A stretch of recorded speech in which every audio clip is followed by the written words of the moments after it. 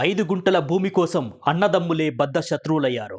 కోపం పెంచుకొని కుటుంబ సభ్యులే అన్నని కడతీర్చినటువంటి ఘటన జయశంకర్ భూపాలపల్లి జిల్లా కాటారం మండలంలో చోటు చేసుకుంది. పోలీసులు తెలిపిన వివరాల ప్రకారం కాటారం మండలం దేవరాంపల్లికి మారుపాక సారయ్య కొంతకాలంగా భూపాలపల్లిలో కూలీగా జీవనం కొనసాగిస్తున్నాడు. తల్లిదండ్రుల నుండి వారసత్వంగా వచ్చిన ఆస్తిని సారయ్య తమ్ముడు సమ్మయ్య మరో తమ్ముని కుటుంబ సభ్యులు సమానంగా పంచుకొని సారయ్యకు భూమి ఇవ్వలేదు. తనకి రావాల్సిన 5 గుంటల భూమి కోసం సారయ్య ఒత్తిడి తెస్తుండటంతో సమ్మయ్య ఇతర కుటుంబ సభ్యులు ఈ నెల 14వ తేదీన సారయ్యపై అతని కుమారునిపై కారం చల్లి చంపడానికి ప్రయత్నించారు. ఈ ఘటనలో సారయ్య కుమారుడు తప్పించుకొని పారిపోగా సారయ్యను విచక్షణ రహితంగా గొడ్డలితో దాడి చేసి చంపారు. సారయ్య కుమార్ని ఫిర్యాదు మేరకు హత్య చేసిన నిందితులను పట్టుకొని కాటారం డీఎస్పీ మీడియా ఎదుట హాజరుపరిచారు. నేరస్తులను పట్టుకోవడంలో ప్రతిభ కనబర్చిన సిఐ, ఎస్ఐలతో పాటు పోలీస్ సిబ్బందిని డీఎస్పీ అభినందించారు. పెద్ద కొడుకు మాపాక శ్రీరామ్ కలిసి గ్రామం నుంచి మెయిన్ రోడ్డుకు వస్తున్న క్రమంలో వారి యొక్క బంధువులు దాడి చేసినటువంటి దీని మీద ఫిర్యాదు మీద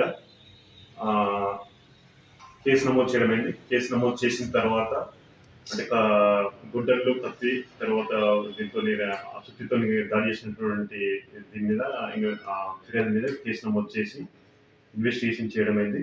అందులో భాగంగా ఈరోజు CI Nagarjuna and SI Abhinav వాళ్ళ యొక్క టీము ఆ యొక్క నేరస్తులను అరెస్ట్ చేయడం జరిగింది. ఈ యొక్క నేరస్తులు చెప్పిన ప్రకారం ఏమిటంటే వాళ్ళ యొక్క ఏదైతే మృతుడు మారుపాక సారయ్య అతని యొక్క సొంత బ్రదర్స్ సోదరులు మారుపాక సమ్మయ్య వాళ్ళ యొక్క రిలేషన్స్ మారుపాక అంజి, మారుపాక లక్ష్మణ్, మారుపాక స్వప్న అనేటువంటి వీళ్ళు వీరి రిలేషన్స్ కలిపి 5 మంది కలిపి ఈ యొక్క వారికి ఈ పాల పంపకాల్లో అంటే భూమి పంపకాల్లో కొంత తేడా వచ్చింది. ముఖ్యంగా ఏంటంటే ఈ యొక్క మృతుడు మారుపాక సారయ్య పెద్ద కొడుకు కాబట్టి ఆ ఇంటికి అది ఎక్కువ అంటే పెద్ద కొడుకు యొక్క భాగం గురించి ఎక్స్పెక్టేషన్స్లో వాళ్ళు పంచాయతీ చేసుకోవడం జరిగింది గ్రామంలో.